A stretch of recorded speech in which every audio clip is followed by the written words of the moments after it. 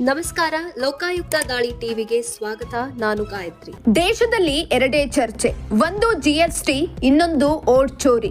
ಲೋಕಸಭಾ ವಿಪಕ್ಷ ನಾಯಕ ರಾಹುಲ್ ಗಾಂಧಿ ಸರಣಿಯಾಗಿ ಮತಗಳ್ಳತನ ಆರೋಪ ಮಾಡಿದ್ದು ದೇಶದಾದ್ಯಂತ ಭಾರೀ ಚರ್ಚೆ ಹುಟ್ಟುಹಾಕಿದೆ.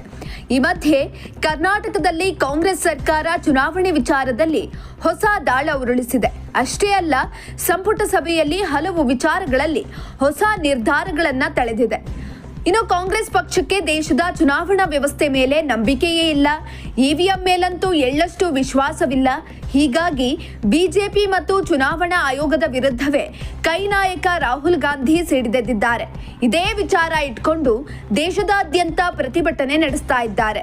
ಇದರ ಮಧ್ಯೆ ಕರ್ನಾಟಕದ ಕಾಂಗ್ರೆಸ್ ಸರ್ಕಾರ ಚುನಾವಣೆ ವಿಚಾರದಲ್ಲಿ ಹೊಸ ನಿಲುವು ತಳೆದಿದೆ.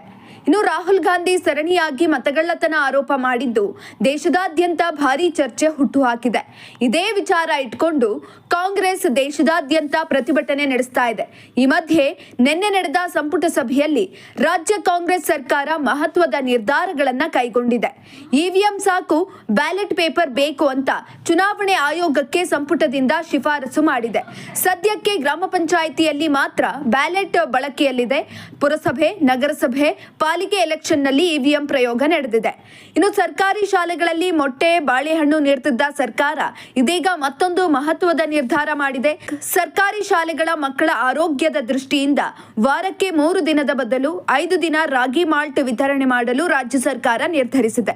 1 ರಿಂದ 10ನೇ ತರಗತಿ ಮಕ್ಕಳಿಗೆ ವಾರದಲ್ಲಿ 5 ದಿನ ರಾಗಿ ಮಾಲ್ಟ್ ವಿತರಿಸುವ ಬಗ್ಗೆ ಸಂಪುಟ ಒಪ್ಪಿಗೆ ನೀಡಿದೆ.